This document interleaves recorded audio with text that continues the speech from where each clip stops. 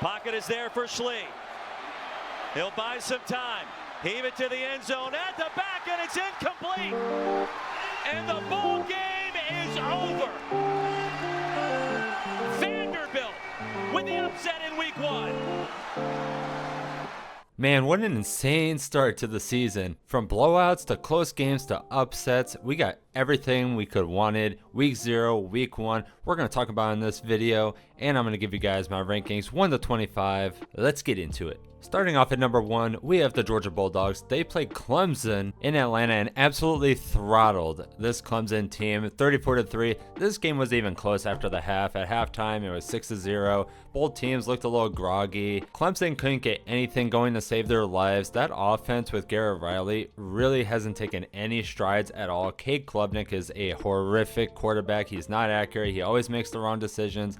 Running the ball, you just can't do that over and over again on Georgia. Especially if you're Clemson, you don't have the offensive line to match their defensive line. So even from the jump, this game is a mismatch. Both teams are really good on defense. Clemson does have a really good defense, but they do not have an elite secondary, and Carson Beck really took advantage of that in the second half. Once Georgia started using some misdirection, I already knew it was over. Clemson, they did not have the stamina to keep up with what Georgia was doing over and over again. Clemson's offense looked bad this entire game. They couldn't get anything going, and they put that defense out there over and over again, trying to stop this high-powered offense that was just ready to go and go. Then after Georgia, I have Ohio State. I actually had Ohio State number 1 last week, and I moved them down to number 2 just because I think Georgia overall looked better. But I still think these teams are a 1A, 1B. I think they're on the same level, especially when things are clicking. Both first halves by each team wasn't the best, and I hear a lot of people talking a lot of crap about Ohio State's first half against Akron.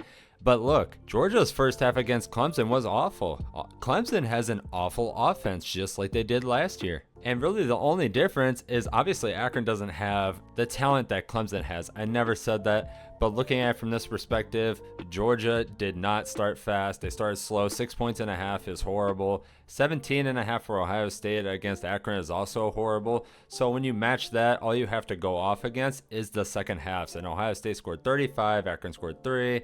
Georgia scored 28, Clemson scored 3, and I put Georgia above them because that second half performance against a better team like Clemson is just overall better. And then getting into Ohio State, they did win their game 52-6 against Akron. Akron hit 2 50-yard field goals, and everyone was like, oh, Akron, oh. They scored 6 points on Ohio State when Clemson only scored 3 against Georgia. Like, Clemson could have scored more field goals. They just decided to go for it and get touchdowns because that's what they needed. But moving on from that, Ohio State, obviously, they look good. Will Howard, he definitely got acclimated in the second half. Ohio State's defense is still really, really good. I was a little disappointed in the run game. I thought that could be better. So hopefully moving down in the season, it starts to get better along with the offensive line. Offensive line did not look good. If they really want to win the Big Ten and win a championship, that offensive line has to get better and open up lanes for the running backs. And then finally, like J.J. Smith, Jeremiah Smith, he's the real deal. This dude had 2 touchdowns and honestly dropped the third one on the first pass of the game. So overall, I am really excited for this team moving on. And then at the third spot, I have the Texas Longhorns, and they played Colorado State. They won that game 52-0. Not really much to say. Quinn Ewers had an amazing game. Arch Manning even got in there. He had a good game. He was 5 for 6. Texas looks like they're ready. They get to play Michigan next week, which I personally think Texas is going to kill Michigan, since they don't have their boy Connor Stallions over there videoing at other teams' games and all that. But then moving on, at the 4th spot, I have the Alabama Crimson Tide. They played Western Kentucky. They won that game 63-0. Honestly, I don't know how I feel about this game. Western Kentucky obviously isn't good. Their defense is really bad, and their quarterback is also really bad. He's a turnover machine. But the thing I'd be worried about with Alabama is the mistakes, the snapping mistakes over Milroe's head, Milroe fumbling the ball. It's a bunch of the same issues. Even though he's a good quarterback and he's versatile as an athlete and can throw the deep ball, they can still make a big mistake at any time and completely lose a game because of those mistakes. but I do think that this was a good showing, and it's the first game of the season, so we just got to figure out if Alabama is going to be who we think they are or not. And after Alabama, I have Ole Miss. Now, these two are kind of interchangeable. I thought about putting Ole Miss at 4 and putting Alabama at 5, but I decided to put Alabama up there just because I feel like they're more of a complete team altogether. At least at this point, they've only been playing cupcakes, so we don't really know. Ole Miss, they ended up playing Furman. They won that game 76-0. It was like 49-0 at halftime or something like that. This game went completely out of hand. Ole Miss did exactly what they're supposed to do. They beat up on a team they were supposed to beat up on, and there's not really much to say. Jackson Dart played good. The defense played good. All you expect against a team like Furman. And then sitting at the 6th spot, I actually have Notre Dame. Now, if you guys watched my video last week, I had Notre Dame at the 10 spot because I feel like at the beginning of every year, Notre Dame is overranked. Until we see them do something, I'm always going to put them around the 10th spot. But I decided to move them up to 6 after going on the road and beating Texas A&M 23-13. Notre Dame's defense played unreal in this game. I have no questions about the defense at all. The secondary is pretty good. The front 7 is really good. And then on the other side of the ball, the offense played really great. They have a very new offensive line, and they showed up, and they're only going to get better as the season goes on. And then with their quarterback Riley Leonard, he showed up in a big way. He's going to be able to lead this team. I think Notre Dame is going to win 11 games this year. Just going off of what I've seen and what the other teams on their schedule have shown, I think Notre Dame is prime to be in the playoff at the end of this year. Then right behind Notre Dame, we have the Penn State Nittany Lions. They went into Morgantown to play West Virginia. They won this game at 34-12. This game actually went on a pretty crazy storm delay. It was like an hour or two, I swear to God. Messed up my whole time schedule. I watched this game. Drew Allard, he played out of his mind. He looks really good in Kotelnicki's offense. He's the new offensive coordinator for them this year. And I cannot speak highly enough about the Penn State offensive line, along with their running back tandem in Singleton and Katron Allen. This team is another team just like Notre Dame. With how their schedule is, I can see them going 11-1, and they might be able to play in the Big Ten championship game, especially from what we saw earlier with Oregon and how bad they played in their game. We're going to get to them in a second. But Penn State, they are definitely primed to make a run. Their defense is good again. Abdul Carter is for real, and I cannot wait to see what happens with the Nittany Lions this year. And after Penn State, I have the Oregon Ducks. They took on Idaho in Autzen and won this game 24-14 against an FCS team. They're a decent FCS team, but it's an FCS team. I really don't know what to say about the Ducks after this game other than Dillon Gabriel needs to throw the ball downfield. I understand that that was part of the game plan for Idaho, but you have Tez Johnson and Evan Stewart. You have an elite wide receiver tandem, and they can't get open against an FCS team. I just don't believe it. I think Dillon Gabriel just can't throw the long ball, and he'd rather dink and dunk it down the field. He had 41 completions off of 49 attempts for 380 yards. Idaho was letting him get all these passes. They were letting them go down the field because they knew that they were going to prolong this game, and Oregon wasn't going to show their ability to throw downfield when they were protecting the back end like they were. Then even worse than all of that, the Ducks offensive line is absolutely horrible. That's the worst offensive line performance I have seen. Their running backs averaged less than 3 yards a carry against an FCS team. That is abysmal, and they're playing in the Big Ten. The Big Ten is known for having really good defense. If they don't improve along that offensive line, Oregon's going to lose 3 or 4 games. Like, it doesn't matter how good Dillon Gabriel plays. It doesn't matter how good the wide receivers play. Doesn't matter how amazing that defense is, which it's not even all that great. You let an FCS team score 14 on you with blown coverages in the back end. This was supposed to be one of the best defensive they've ever had, supposed to be one of the best offensives they ever had, and this has just been a train wreck from the start. Oregon has to turn it around. And a message to the Oregon fans, you guys are not beating Ohio State when they come in there playing like this. I had a couple people sending me messages and stuff like that saying that they're still going to win that game. It doesn't matter. If you play like this, if Dillon Gabriel does not throw the ball downfield and your offensive line does not improve, you guys will lose by at least 3 touchdowns. You can count on it. And then enough of Oregon. At number 9, we have the Utah Utes, the return of Cam Rising, their elite quarterback. Him and the Utes played Southern Utah. They won that game 49-0. Cam Rising in his return went 10 for 15 for 5 touchdowns. Half of his completed passes went for touchdowns. Absolutely insane. Utah with this defense and with this quarterback play, they're going to be in that championship game in the Big 12. You guys can count on that. Obviously beating up on Southern Utah. We'll see how he fares against the better teams, and if he can stay healthy, Utah is going to make a run. And then right after Utah, we have one of the most surprising teams to me.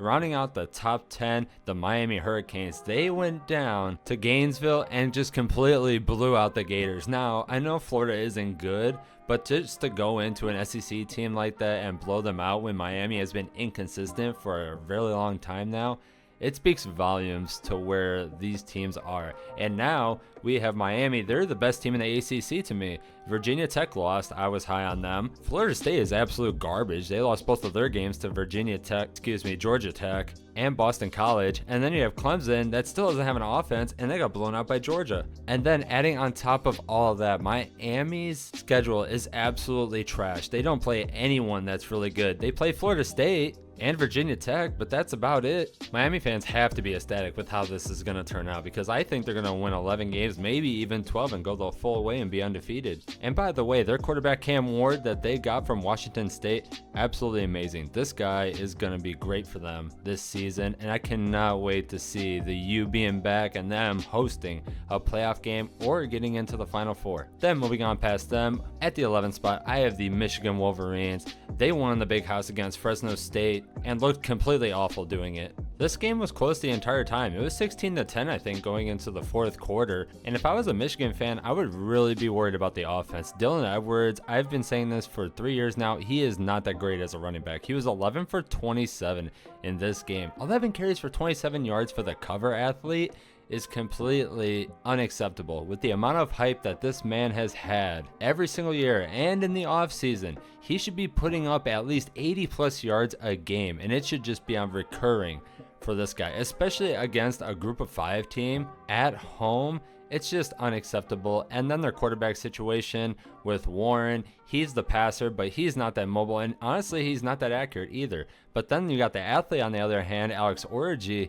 He can't complete a pass either. I am truly worried for them on offense. Their defense is obviously still really good, but even they have cracks that Fresno State was basically exploiting like throughout this game. It was 23-10, and Fresno State was one play away from making this game a 6-point game and being able to actually have a chance to win, until Will Johnson, their quarterback, took a gamble and jumped the route and returned a pick 6 for Michigan at the end of the game. And honestly, I don't really have much too else to say about Michigan. I don't think they're going to win against Texas. They're not ready. They need to really work on their offense throughout the season to be ready for a team like Texas, like Oregon, Ohio State. Just teams on that level. And honestly, at this point, they might not even beat USC. This team could easily go 8-4 and 9-3 at best. And after Michigan, at the 12th spot, we have Oklahoma State. They ended up playing the best FCS team, South Dakota State. They won the game 44-20. Ollie Gordon went for over 100 yards. Their 7-year whatever quarterback, he had 300 yards, 3 touchdowns.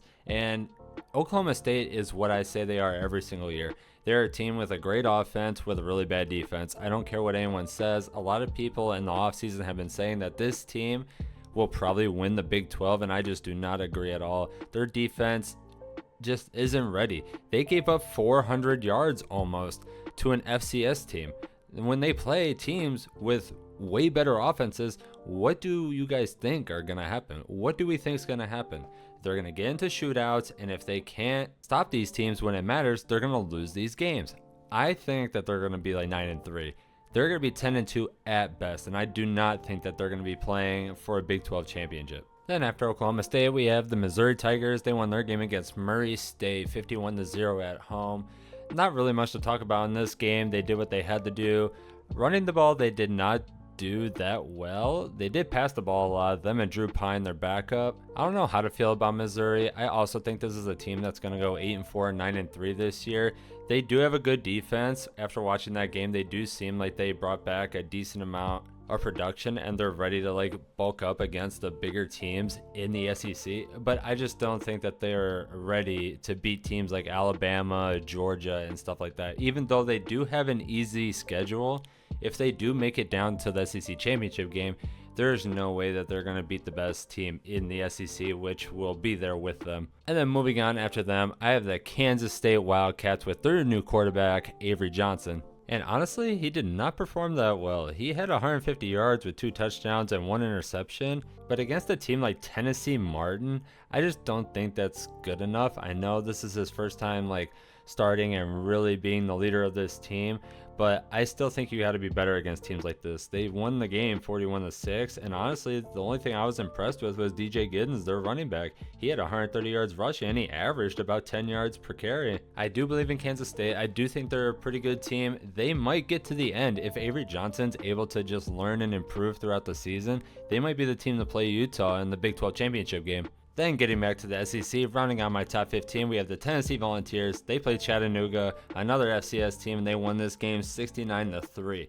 Absolutely beat them to death. Their quarterback, Nico, he had 3 touchdowns, 300 yards, and Sampson, the running back, he had 124 yards. They did whatever they wanted. They had over 700 total yards against this team, which is what you're supposed to do against an FCS team. Oregon, I'm really excited for Tennessee. I do think their quarterback is going to be really good, but when they ended up playing teams like Alabama, Georgia, and stuff like that, I really worry about him and their effectiveness to put him in the situations to win these games. Other than that, I think Tennessee is going to be a good team. And then moving on after them, we have the Oklahoma Sooners at 16. They won their game against Temple 51-3. Another very easy game. Jackson Arnold, their new quarterback, he had 141 yards passing, 4 touchdowns. He pretty much had an early game. And really the thing for Oklahoma is just growing for Jackson Arnold, because he did not show up at the end of the year last year, especially in that bowl game. And right now, it's just about him growing in that offense, leaning on the defense a little bit since they do have a little bit better of a defense, and just improving as a player overall once they get into SEC play. And then going right after Oklahoma, we have the Arizona Wildcats, and they just scored at will against New Mexico, winning that game 61-39. Now Arizona's defense, it's bad. It's pretty bad. They let up almost 500 yards of offense for New Mexico, which is just unacceptable at this point for a team like that. But my God, Noah Fafita, over 400 yards passing, 4 touchdowns, and McMillan, their receiver, over 300 yards receiving. That is the tandem to look forward to. McMillan might win the Biletnikoff because that is the only target that Fafita is going to be throwing to this entire season. And obviously, Fafita could put up the numbers to win the Heisman, but I don't think that their team is going to be good enough to get them there. They're going to lose a lot of games just because they don't have a defense. So I do like Arizona. I do like that offense, but there's really not that much to say about them when it comes to the grand scheme of things and actually getting to the Big 12 championship. I don't think it's going to happen. And then moving on, we have the Louisville Cardinals sitting there at the 18th spot. They won their game against Austin Peay 62-0. Not really much to say about this game either. It's another cupcake. Tyler Shuff, the transfer from Texas Tech, threw 4 touchdowns, and Brown ran for 123 yards. They put up almost 600 yards of offense. I think Louisville's a solid team in the ACC when the ACC really doesn't have any other solid teams, maybe other than Miami. It's just wide open for that conference as a whole. And then right behind them, I have the Iowa Hawkeyes. Iowa actually scored 40 points. Granted, it was against Illinois State, but 40 points for this team is definitely an improvement for where they've been for the last 5 years. Caden McNamara, 21 for 31, 250 yards passing with 3 touchdowns, and Caleb Johnson, 120 yards on the ground. They put up 500 yards of offense. Now, paired with that defense, if they keep taking steps forward and they could score at mid-20s to 30s in every single game, they can win 10-11 games this year. Their schedule is also not that good outside of Ohio State. It can really happen for Iowa. We're just going to have to see if they can put it all together. And then finally rounding out my top 20, I have the USC Trojans. They took on LSU in a classic on Sunday night. They won that game 27-20. I was really impressed with that defense that USC put out there. I really thought this game was going to be 41-42, 41-45, something like that. And I wasn't sure if USC would win that game. But to my surprise, it was more of a defensive game than I thought it was. USC's offense obviously looked really good. That wide receiver that they have, Hudson, he made some insane plays. He's going to be a really good wide receiver to watch this year, along with Miller Moss, their quarterback. Now, it does sound like I'm beating a dead drum. Lincoln Riley, he always has an All-American, Heisman-winning quarterback, so that's no different. And then also having the wide receivers that can win the Biletnikoff every year. Obviously, we know their offense is amazing, but the defense was physical. They played LSU tight. They hit hard. And I was just overall impressed with them. They're coming into a very physical conference, and I think they're going to be able to hold their own weight if they could keep improving on both sides. Now with LSU, they also did the same. They played pretty good on defense. Obviously some busted coverages and stuff like that, but it's definitely better than last year. Their offense, obviously it's still great, but I do not think it's on the level that it was last year, and it's not on USC's level, obviously. They could have won this game, but mistakes plagued them the entire way through. Throwing an interception instead of a touchdown at the beginning, and just wasted opportunities at the end of the game. That targeting call that lost them that game and set up a game-winning touchdown. There's just so much that went into the outcome of that game, and honestly, I think LSU is still a really good team. You guys can see they're still in my rankings. They're sitting at the 23rd spot, but first we have to talk about the 21st spot in Georgia Tech. Obviously, Georgia Tech beat Florida State 24-21 in Dublin, Ireland. I already talked about that game beforehand. Obviously, they just controlled that entire game. They ran the ball down Florida State's throat. They were able to eat clock the entire time, and their defense, they stepped up to play. Obviously, they still made mistakes, but they were able to keep FSU out of the end zone and ended up winning that game. And then this week, they played Georgia State. Obviously, Georgia State isn't that good. They won this game pretty easily. Haynes King, he was 24 for 29, 300 yards. He had 2 touchdowns. And then running the ball, they had over 200 yards rushing as well. It was a very balanced attack from them.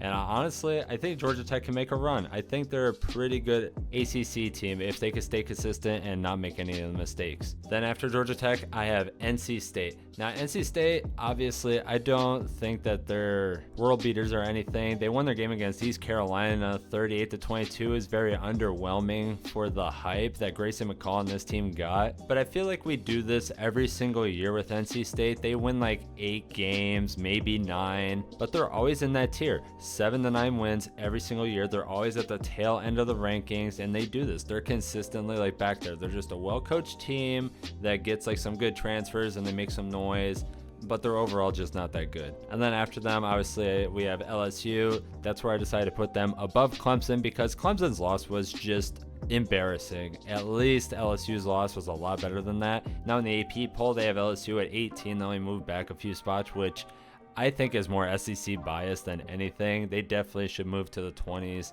after losing to a USC team that shouldn't have even been ranked. And then we were talking about it. I have Clemson sitting at the 24th spot. I feel like that is very generous. A lot of other people's polls have them outside of the top 25 or at the 25th spot, but I saved that spot for Kansas. Now Kansas, they ended up playing Lindenwood. I don't know. I think that's an FCS team. They won that game 48-3. And Devin Neal, their running back, went off. He had 112 rushing yards. Kansas as a whole had 331 rushing yards in this game, which honestly is insane. This team's ability to run the ball is gonna really influence how they go like the rest of the way and if they're gonna win like 9+ games. I do think Kansas is pretty good. I don't think they're gonna have a good defense, but I think their offense can easily make up for that if it's as explosive as it was with Andy Kotelnicki. He's at Penn State now. But I'm going to say, like, Jalen Daniels, I feel like he can be better. 9 for 15 for less than 150 yards, a touchdown, and an interception. That is not going to get the job done against these better teams. You're playing an FCS team. You have to be able to show out a little bit more if you're going to be able to make the impact that everyone thinks you can make. And that's it, guys. That's my top 25. Now, I do want to mention a couple teams that are right outside the top 25 for me. Teams that I honestly thought about putting in, but I just couldn't because of where certain teams are and how the placements went. Boston College, they're sitting right there. They beat up on Florida State. They won that game 28-13. They controlled it the entire way through, and it was at home for Florida State. Boston College really showed out. Texas A&M, obviously they lost at home, which is why I kept them out, but I do think that they are a great team on defense. Their offense needs a lot of work, but I could see them sneaking into the top 25 if they get a few more wins. Boise State, Memphis, and Nebraska are the other teams I also thought about putting in. Nebraska, I feel like they have a good chance of going 7-0, going to Columbus to play Ohio State. Memphis, I think them and Boise State are the best when it comes to the group of 5 teams, and whichever one shows that they're just better, I feel like I'm going to put them in the rankings. Like Memphis, they play Florida State next. If they beat Florida State, I might have to slide them in if there's some mix-ups in the top 25. But with that being said, that's all for this week. Thanks for tuning in, and I'll catch you guys in the next one. Peace out.